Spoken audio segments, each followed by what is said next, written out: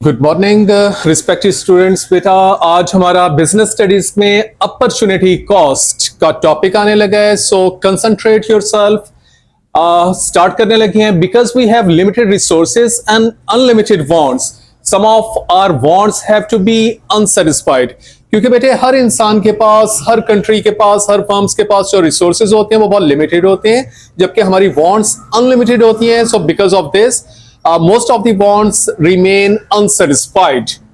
We must choose how we spend our money and time. इसीलिए हमें ये choose करना पड़ता है कि हम अपने टाइम को और अपनी मनी को कैसे यूज करें, क्योंकि ना तो हमारे पास टाइम अनलिमिटेड होता है और ना ही हमारे पास पैसा अनलिमिटेड होता है।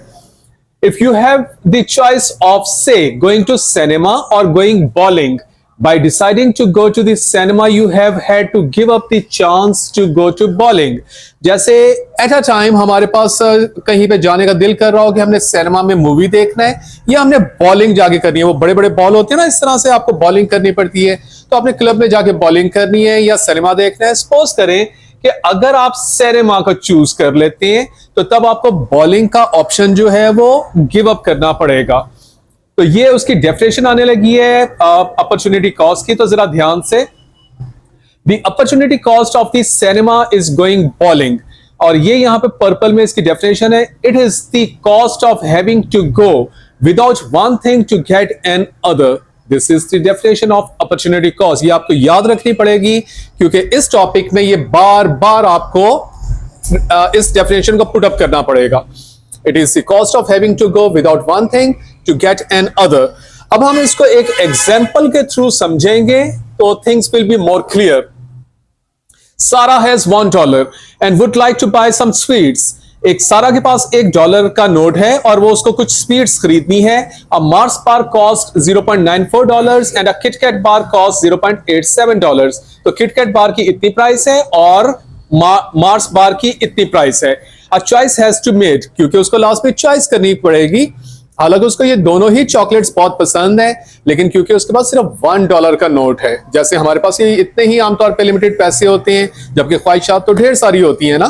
तो सारा के पास $1 का नोट है, चॉकलेट उसको ये दोनों ही पसंद है, लेकिन उसको अब चूज करना पड़ेगा कि वो मार्स चॉकलेट खरीदेगी या किट कैट चॉकलेट खरीदेगी, क्योंकि $1 में तो ये एक ही आ सकती है इनमें से। A choice has to be made, उसको चॉइस करनी पड़ेगी। If the Mars bar were chosen, अगर वो मार्स बार को चूज कर लेती है, then the foregone alternative would be the Kit Kat, तो उसको डेफिनेटली किट कैट को छोड़ना पड़ेगा। Therefore, the opportunity cost of buying the Mars bar is one Kit Kat bar. तो इसको इस लैंग्वेज में फिर हम बोलते होते हैं the opportunity cost of Mars bar is Kit Kat bar.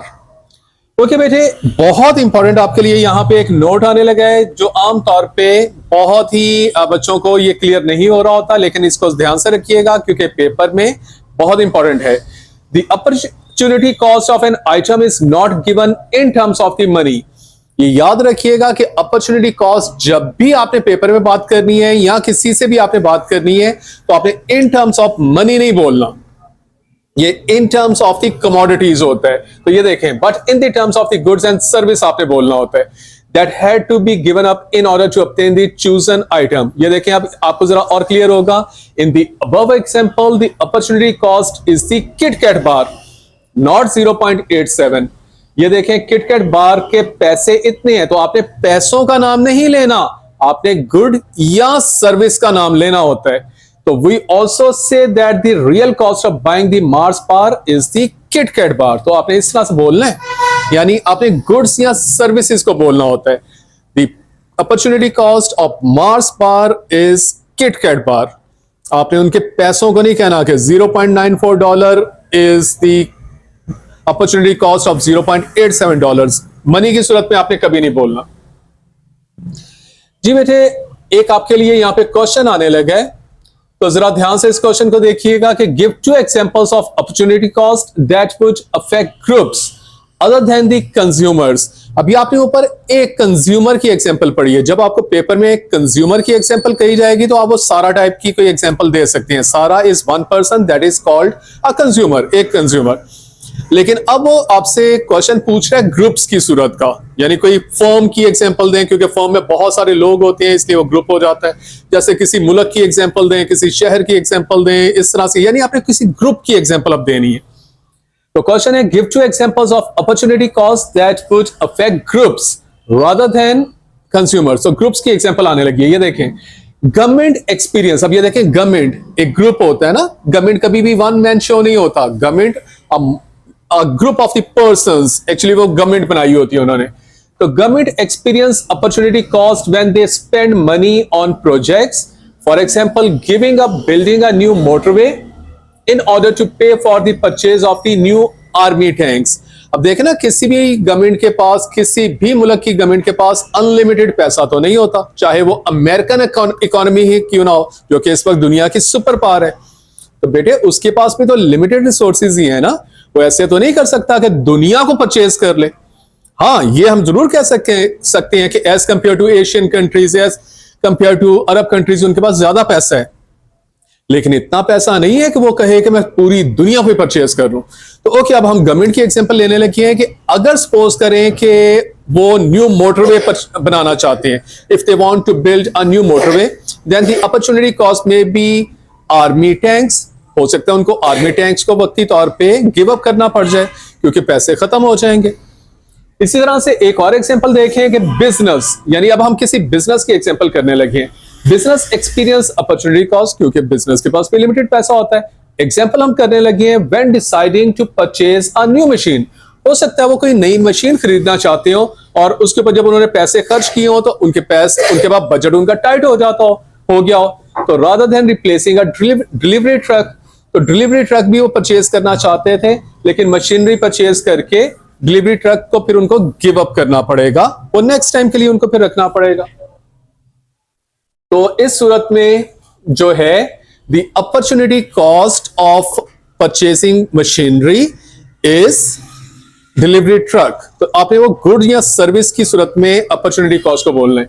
यहां पे फाइनली आपको कुछ थोड़ी सी एग्जांपल दी जाने लगी है, क्योंकि ये पेपर में आती हैं।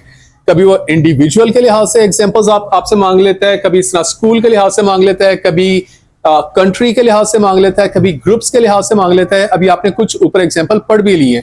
सारा वाली एग्जांपल कंज्यूमर की एग्जांपल थी, गवर्नमेंट और वो फर्म्स वाली जो आपने एग्जांपल पढ़ी है वो ग्रुप्स की एग्जांपल थी। तो अब आप कुछ और देखने लगे हैं। ये देखें, इंडिविजुअल में जैसे आप अपने ऊपर इसको अप्लाई करके देख लें कि should I buy a record or a revision book.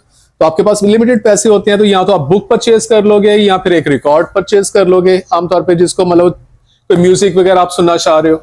अगर स्कूल की एग्जांपल कोई आप पूछना चाहेंगे जिसमें अपॉर्चुनिटी कॉस्ट अप्लाई हो सकती है, तो ये देखें, should we build a music block or tennis court. तो वो स्कूल के अंदर टेनिस कोर्ट बनाना चाहते हैं या म्यूजिक ब्लॉक, तो दोनों में से एक चीज के लिए उनके पास पैसे हैं, इनफ मनी है, लेकिन अगर एक के ऊपर स्पेंड कर देंगे तो फिर दूसरी नहीं बन पाएगी। The second one will be opportunity cost. अगर एक कंट्री के लिहाज से बात करें तो शुड वी इंक्रीज पुलिस पे और पेंशंस, तो यानी पुलिस की पे बढ़ा दें या पेंशन को बढ़ा दें, तो दोनों में से एक चीज की जा सकती है ना। खजाने के अंदर लिमिटेड रिसोर्सेज होते हैं। तो बेटे ये आपका अपॉर्चुनिटी कॉस्ट का टॉपिक था, इसको अच्छे से अंडरस्टैंड करें और इसके नोट्स बनाएं। Thank you so much.